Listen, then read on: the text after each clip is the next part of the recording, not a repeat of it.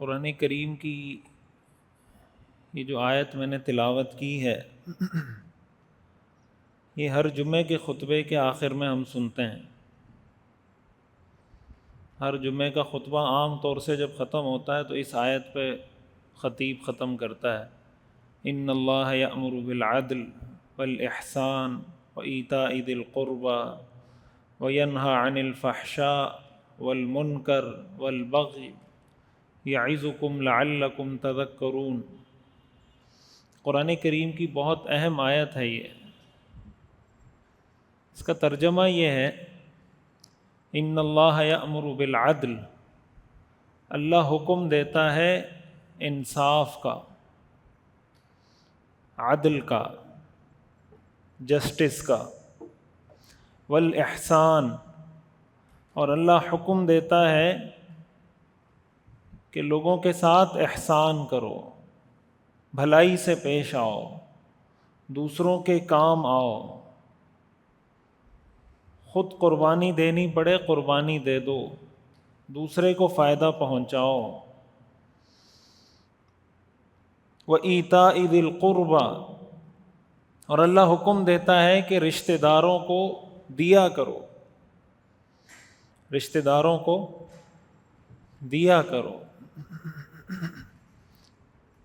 تین کام ہو گئے، ان اللہ یأمر بالعدل والاحسان وایتاء ذی القربى، اللہ حکم دیتا ہے انصاف کا، احسان کا اور رشتہ داروں کو دینے کا، اور تین کاموں سے اللہ منع کرتا ہے، وینہی عن الفحشاء والمنکر والبغی، اللہ تعالیٰ روکتا ہے، منع کرتا ہے بے حیائی کی باتوں اور بے حیائی کے کاموں سے، والمنکر، گناہ کے کاموں سے، والبغی، اور سرکشی سے۔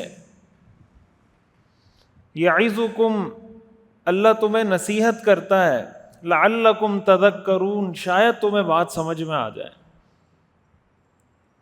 یہ آیت سنتے ہیں نا ہر خطبے کے آخر میں ہم، تین کاموں کے اللہ نے کرنے کا حکم دیا ہے اس آیت میں، اور تین کاموں سے رکنے کا حکم دیا ہے۔ تین کام جو کرنے کا حکم دیا ہے، ان اللہ یأمر بالعدل والاحسان وایتاء ذی القربى، یہ تین کام ہیں، انصاف، احسان، رشتہ داروں کو عطا کرنا، رشتہ داروں کے حقوق ادا کرنا، اور تین کاموں سے اللہ منع کرتا ہے، وینہی عن الفحشاء والمنکر والبغی، بے حیائی کے کاموں سے اللہ منع کرتا ہے، گناہ کے کاموں سے اللہ منع کرتا ہے، اور سرکش بننے سے، کہ اللہ کے احکام کی کوئی پرواہ نہ ہو، سرکش ہو جائے انسان، اس سے اللہ منع کرتا ہے، بغاوت سے اللہ روکتا ہے۔ تو تین کرنے کے کام اور تین بچنے کے کام۔ اس آیت کو جمعے کے خطبے میں بار بار پڑھنے کا جو مقصد ہے، وہ اگر ہمارے سامنے واضح نہ ہو تو ہمیں تو آیت سمجھ میں نہیں آئے گی کہ یہ آیت پڑھی کیوں جاتی ہے، اور اس آیت پہ ہمارا عمل کتنا ہے۔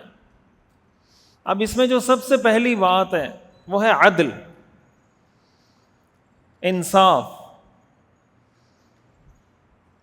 انصاف کا آسان مفہوم آپ یوں بیان کر سکتے ہیں کہ جس کا جو حق ہے وہ حق اس کو دے دیا جائے، جس کا جو حق ہے وہ حق اس کو دے دیا جائے، اس کو کہتے ہیں عدل۔ اور عدل کی ضد ہوتی ہے ظلم، انصاف کی ضد ہوتی ہے ناانصافی، عربی میں اس کو ظلم کہتے ہیں۔ ظلم کا مطلب یہ ہوتا ہے کہ جس کا جو حق ہے وہ حق اس کو نہ دیا جائے، اس کو کہتے ہیں اس نے ظلم کیا ہے۔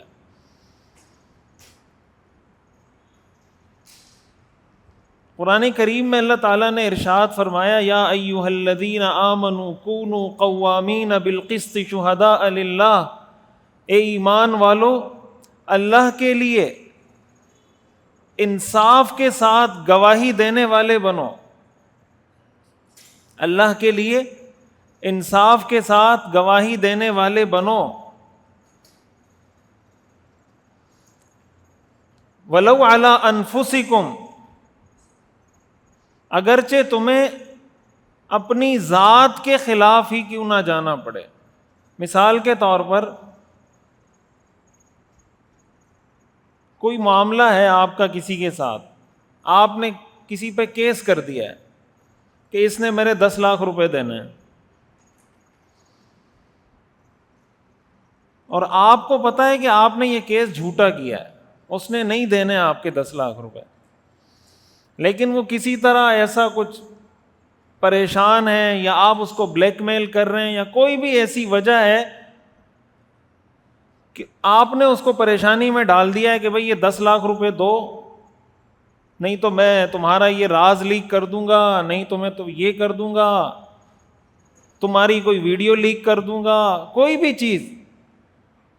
اب آپ کو پتا ہے کہ اس نے میرے پیسے دینے نہیں ہیں، یا مثال کے طور پر اس نے 5 لاکھ دینے، آپ نے 10 لاکھ کا دعویٰ کر دیا، 5 لاکھ دینے آپ نے 6 لاکھ کا دعویٰ کر دیا،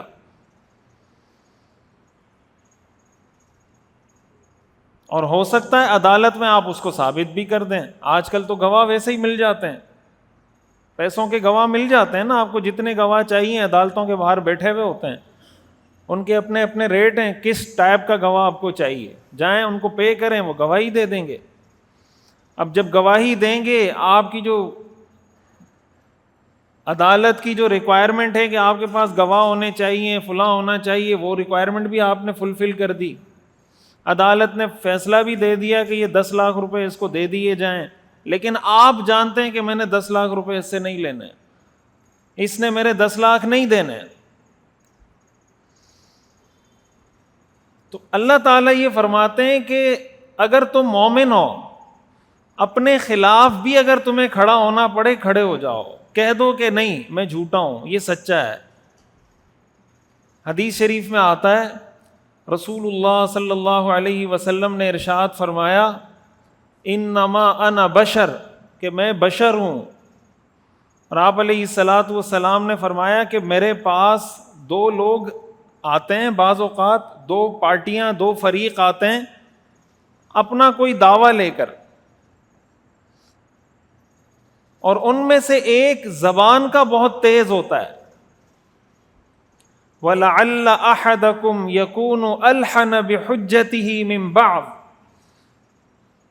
ایک ان میں سے زبان کا اتنا تیز ہوتا ہے کہ اپنی گفتگو سے اپنے اس دعوے کو ثابت کر دیتا ہے، اور میں اس کے حق میں فیصلہ دے دیتا ہوں حالانکہ وہ ناحق ہوتا ہے۔ حضور علیہ الصلاۃ والسلام نے فرمایا کہ کبھی ایسا ہوتا ہے کہ 2 لوگ آتے ہیں اور میرے سامنے ہر ایک اپنا دعویٰ رکھتا ہے، مثلا اس نے میرے پیسے دینے، وہ کہتا ہے نہیں میں نے نہیں دینے، لیکن ایک آدمی اتنا تیز ہے زبان کا، گفتگو کا، کہ وہ اپنی بات دلیل سے ثابت کر دیتا ہے، گواہ چاہیے گواہ لا کے پیش کر دیتا ہے، اور میں اس ظالم کے حق میں فیصلہ دے دیتا ہوں۔ آپ علیہ الصلاۃ والسلام نے فرمایا اگر میں نے کسی کے حق میں ایسا فیصلہ دیا تو اس کو یہ پتا ہونا چاہیے، انما اقطع له قطعة من النار، میں نے اس کے لیے جہنم کا فیصلہ کیا ہے، یعنی میرے فیصلے سے بھی یہ پیسے اس کے لیے حلال نہیں ہوں گے۔ یہ نہیں کہ عدالت میں نے ثابت کر دیا، اللہ کے رسول فرما رہے ہیں اگر کوئی میری عدالت میں آ کر بھی اپنا دعویٰ ثابت کر دے لیکن اس کا ضمیر جانتا ہے کہ اس نے یہ بات جھوٹ بولی ہے، اور میں اس کے حق میں فیصلہ بھی دے دوں، کون؟ اللہ کے رسول فرما رہے ہیں میں اس کے حق میں فیصلہ بھی دے دوں، تب بھی میرے اس فیصلے سے یہ چیز اس کے لیے حلال نہیں ہوگی، اور میرے اس فیصلے کا نتیجہ یہ ہوگا کہ وہ جہنم میں جائے گا۔ تو قرآن کریم میں اللہ تعالیٰ یہ فرماتے ہیں کہ وَلَوْ عَلَىٰ أَنفُسِكُمْ، تمہیں اپنی ذات کے خلاف بھی کھڑا ہونا پڑے کھڑے ہو جاؤ، لیکن حق کی بات کرنا۔ اوِل والدین، تمہیں اپنے والدین کے خلاف کھڑا ہونا پڑے، آپ کو پتا ہے کہ میرے والد کا اور میرے چچا کا جھگڑا ہے، میرے والد کا اور میرے چچا کا کسی معاملے میں اختلاف ہے، آپ کے والد صاحب کہہ رہے ہیں یہ زمین میری ہے، یہ دکان میری ہے، اور آپ کے چچا کہہ رہے ہیں نہیں یہ دکان آپ کی نہیں، یہ دکان میری ہے، اور آپ جانتے ہیں کہ آپ کے چچا سچ کہہ رہے ہیں اور آپ کے والد صاحب اس مقدمے میں غلط ہیں، ہمارا معاشرہ کیا کہتا ہے؟ معاشرہ کیا کہتا ہے کہ آپ نے کس کے ساتھ کھڑا ہونا ہے، چچا کے ساتھ یا والد کے ساتھ؟ بولیں، معاشرہ کیا کہتا ہے؟ میرا خیال ہے آپ کا معاشرہ کہتا ہے کہ چچا کے ساتھ کھڑا ہونا ہے. ہمارا معاشرہ تو یہی کہتا ہے نا بھائی، کس کے ساتھ کھڑے ہونا ہے؟ والد کے ساتھ. اور اگر والد کے ساتھ کھڑے نہ ہو تو معاشرہ اس کو تانا کیا دیتا ہے؟ کوئی کہے گا بے غیرت ہے، کوئی کہے گا فلانا ہے، کوئی کہے گا فلانا ہے، اس کو اپنے باپ کی پرواہ نہیں ہے. باپ کے مقابلے میں چچا کے ساتھ کھڑا ہو گیا. وہ چچا کے ساتھ نہیں، وہ اللہ کے ساتھ کھڑا ہوا ہے، وہ قرآن کے ساتھ کھڑا ہوا ہے، وہ اسلام کے ساتھ کھڑا ہوا ہے. بہت سی دفعہ گھروں میں یہ معاملات ہوتے ہیں، جو جوائنٹ فیملی سسٹم ہوتا ہے نا، مختلف کیسز ہوتے ہیں، مختلف سیناریوز ہوتے ہیں، لیکن ان میں سے بعض سیناریوز یا بعض کیسز ایسے بھی ہوتے ہیں کہ اگر بہو کا اور ساس کا مسئلہ چل رہا ہے اور آپ کو پتا ہے کہ بہو ٹھیک ہے اس معاملے میں اور ساس کی بات غلط ہے، تو شریعت یہ کہتی ہے کہ آپ نے بہو کے ساتھ کھڑا ہونا ہے، ساس کے ساتھ کھڑا. ہینڈل آپ نے کیسے کرنا ہے وہ آپ کا مسئلہ ہے، سیاست آپ نے کیسے کرنی ہے وہ آپ کا مسئلہ ہے، لیکن دل سے آپ کے دل میں یہ بات ہونی چاہیے کہ اس موقع پر میری والدہ کا جو موقف ہے وہ غلط ہے، میری اہلیہ کا جو موقف ہے وہ ٹھیک ہے. یہی معاملہ عکس ہے. اگر کہیں پر بیوی کا موقف غلط ہے اور آپ کی والدہ کا موقف ٹھیک ہے تو محض اس وجہ سے کہ یہ میری بیوی ہے آپ اس کا ساتھ دے رہے ہیں صرف اس لیے کہ میری بیوی ہے، اور آپ کو پتا ہے کہ میری بیوی کا جو رویہ ہے یا میری بیوی کا جو طرز عمل ہے یہ ٹھیک نہیں ہے اور غلطی بیوی کی ہے، میری اماں کی نہیں ہے. تو شریعت یہ کہتی ہے کہ آپ ایسے موقع پہ اپنی اماں کے ساتھ کھڑے ہوں. اب ہمارے ہاں دو ایکسٹریم ہیں، یا تو کھڑا ہوگا ٹوٹلی ابا اماں کے ساتھ یا ٹوٹلی کھڑا ہوگا بیوی کے ساتھ. قرآن یہ کہتا ہے کہ سچائی اور انصاف کے ساتھ گواہی دینے والے بنو ولو علی انفسکم، اگرچہ تمہیں اپنے خلاف کھڑا ہونا پڑے، اول والدین، تمہیں اپنے والدین کے خلاف کھڑا ہونا پڑے. یہ میں کوئی فلسفے نہیں سنا رہا، یہ میں قرآن کی آیات سنا رہا ہوں، قرآن کی آیات کا ترجمہ سنا رہا ہوں. ولو علی انفسکم، تمہیں اپنی ذات کے خلاف کھڑا ہونا پڑے، اول والدین، یا کس کے خلاف کھڑا ہونا پڑے؟ والدین کے خلاف کھڑا ہونا پڑے. اللہ تعالیٰ فرماتے ہیں ان یکن غنیا او فقیرا فاللہ اولی بہما. اگر کوئی مالی معاملہ ہے اور آپ اپنے والد صاحب کے ساتھ اس لیے کھڑے ہو رہے ہیں کہ اگر میں اپنے چچا کے ساتھ کھڑا ہو گیا تو یہ دکان تو چچا کے پاس چلی جائے گی، یہ پیسہ تو چچا کے پاس چلا جائے گا، تو میرے ابا کے پاس تو کچھ نہیں بچے گا. تو اللہ تعالیٰ فرماتے ہیں کہ تجھے اپنے ابا کی زیادہ پرواہ ہے یا مجھے تیرے ابا کی زیادہ پرواہ ہے؟ تیرا ابا بعد میں ہے، میرا بندہ پہلے ہے. اگر تجھے اپنے والد کی اتنی فکر ہے، مجھے اپنے بندے کی تجھ سے زیادہ فکر ہے. ان یکن غنیا، اگر وہ مالدار ہے، او فقیرن، یا وہ فقیر ہے، فاللہ اولی بہما، اللہ اس کے زیادہ قریب ہے. قرآن کریم میں اللہ تعالیٰ نے ارشاد فرمایا وَلَا يَجْرِمَنَّكُمْ شَنَآنُ قَوْمٍ عَلَىٰ أَلَّا تَعْدِلُوا، کسی قوم کی دشمنی، کسی قوم کا بغض، کسی قوم سے نفرت تمہیں اس جرم پر آمادہ نہ کرے کہ تم ناانصافی شروع کر دو. اعدلوا، انصاف سے کام لو، هو اقرب للتقوی، یہ تقوی کے زیادہ قریب ہے. دشمن اگر ہے نا، دشمن کافر، کافر کے ساتھ بھی نا انصافی کرنا جائز نہیں، مشرک کے ساتھ بھی نا انصافی کرنا جائز نہیں ہے. تو جب کافر کے ساتھ نا انصافی جائز نہیں ہے، مشرک کے ساتھ جائز نہیں ہے، تو مسلمان کے ساتھ نا انصافی کیسے جائز ہو جائے گی؟ ناانصافی تو کافر کیا جانور کے ساتھ جائز نہیں. جانور کے ساتھ جائز ہے ناانصافی؟ جانور پہ ظلم کرنا جائز ہے شریعت میں؟ تو جانور کے حقوق زیادہ ہیں اسلام میں یا انسانوں کے حقوق زیادہ ہیں؟ اگر آپ جانور پہ ظلم کریں ساری دنیا کھڑی ہو جائے گی نا یار یہ جانور پہ ظلم کر رہا ہے, کھڑی ہو جائے گی نہیں کھڑی ہوگی. اور اگر انسانوں پہ ظلم کریں تو کوئی ٹینشن نہیں ہے, وہ ظلم کا کوئی بھی طریقہ ہو, وہ کسی کی زمین دبانا ہو, وہ کرپشن کرنا ہو, وہ رشوت لینا ہو, وہ کسی کی جائیداد دبانا ہو, بہن کی میراث پہ قبضہ کرنا ہو, یتیم بھتیجے کا حق دبانا ہو, کوئی بھی طریقہ ہو, یہ سب ظلم کی ڈیفینیشن میں آتا ہے. اللہ تعالیٰ یہ فرماتے ہیں کہ کسی کافر پہ بھی ظلم کی اجازت نہیں ہے, کسی جانور پر بھی ظلم کی اجازت نہیں ہے. ہمارے ہاں کیا ہوتا ہے کہ ہم جب کسی کی تعریف کرتے ہیں, جب ہمیں کوئی انسان اچھا لگتا ہے تو ہم اس کو فرشتہ بنا دیتے ہیں. کیا بنا دیتے ہیں؟ فرشتہ. اور جب کسی انسان سے ہمیں کوئی مسئلہ ہوتا ہے تو اس کو شیطان بنا دیتے ہیں. اگر کسی سے ہماری دشمنی ہے تو ہم اس کو ایسے پورٹرے کرتے ہیں, ایسے ایکسپلین کرتے ہیں کہ اس میں تو شر کے علاوہ کچھ ہے ہی نہیں, یہ تو ہے ہی فسادی, اس سے تو کبھی کوئی خیر کا کام ہو ہی نہیں سکتا. اور اگر کسی سے محبت کرنے لگتے ہیں تو اس کی برائیوں کو بھی اچھائیوں میں بیان کرنا شروع کر دیتے ہیں.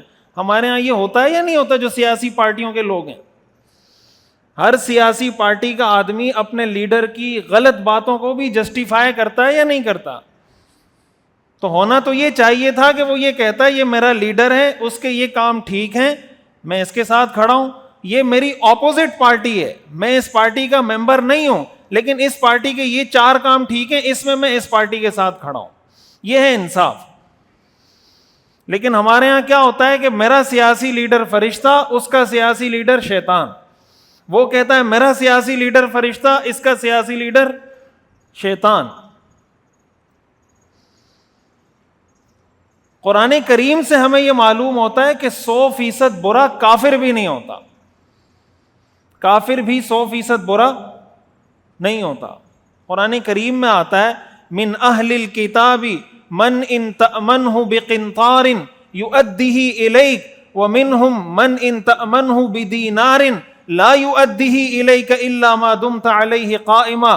اللہ تعالیٰ فرماتے ہیں اہل کتاب میں, اہل کتاب یعنی یہود و نصارہ میں ایسے لوگ بھی ہیں کہ اگر آپ ان کو پہاڑ جتنا سونا امانت میں دے دیں, ڈھیر سارا سونا امانت میں دے دیں, وقت آنے پر فوراً آپ کو ادا کر دے گا.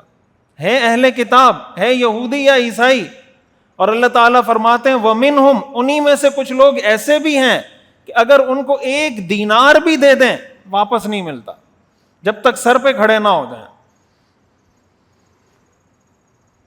کیا مطلب؟ اللہ تعالیٰ فرما رہے ہیں قرآن میں کہ کافروں میں بہت امانت دار لوگ بھی ہوتے ہیں, ایسے امانت دار کہ ڈھیر سارا سونا آپ نے دے دیا, وقت آنے پر بغیر چوں چرا کے آپ کے سپرد کر دے گا کہ یہ آپ کی امانت ہے, آپ لے لیں. یہ چیز آج ہم مغربی ممالک میں دیکھ رہے ہیں یا نہیں دیکھ رہے؟ جو ویسٹرن کنٹریز ہیں اس میں یہ چیز ہمیں نظر آتی ہے نا, جو انٹرنل سسٹم ہے.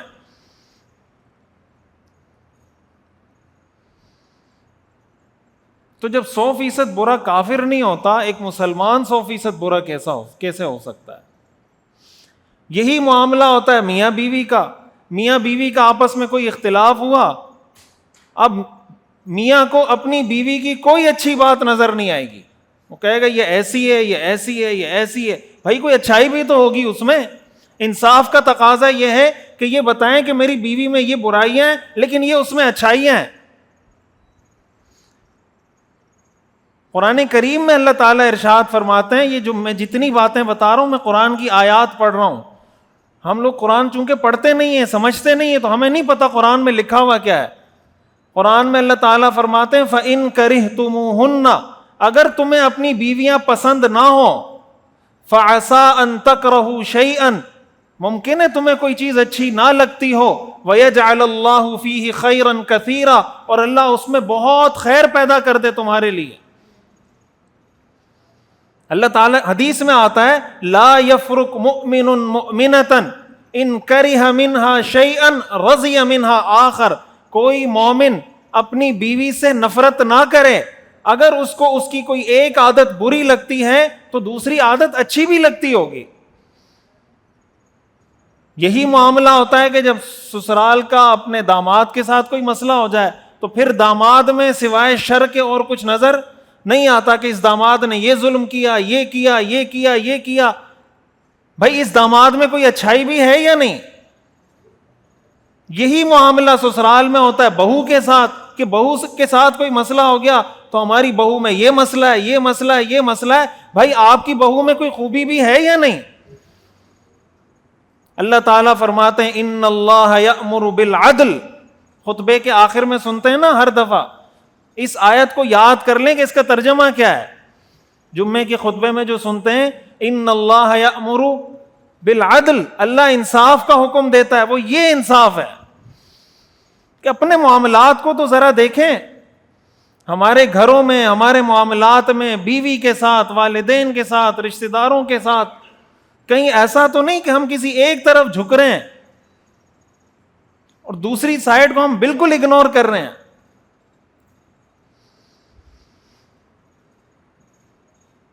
تو قرآن کریم کی اس آیت کو میرا ارادہ ہے انشاءاللہ ہم اگلے جمعوں میں مزید جو اس آیت میں تفصیل بتائی گئی میں اس کو ایکسپلین کروں گا کہ خطبے کے آخر میں جو آیت پڑھی جاتی ہے اس کا مفہوم کیا ہے۔ تو آج میں نے صرف یہ ایک پارٹ اس کا ایکسپلین کیا ہے مختصراً۔ ان اللہ یأمر بالعدل، اللہ حکم دیتا ہے انصاف کا، والاحسان، اور اللہ حکم دیتا ہے احسان کرنے کا، وایتاء ذی القربى، اور اللہ حکم دیتا ہے رشتہ داروں کے ساتھ اچھا سلوک کرنے کا، رشتہ داروں کو دینے کا، وینہی عن الفحشاء والمنکر والبغی، اللہ منع کرتا ہے بے حیائی سے، گناہ کے کام سے اور سرکشی سے۔ یعظکم، اللہ تمہیں نصیحت کرتا ہے، لعلکم تذکرون، تاکہ تم نصیحت حاصل کرو۔ یہ انصاف قائم کرنے کی نصیحت اللہ نے کی ہے، اور اللہ فرماتے ہیں یہ نصیحت میں اس لیے کرتا ہوں تاکہ تم نصیحت حاصل کرو۔ اللہ تعالی ہمیں سمجھنے کی اور نصیحت حاصل کرنے کی توفیق عطا فرمائے۔ وآخر دعوانا ان الحمد للہ رب العالمین۔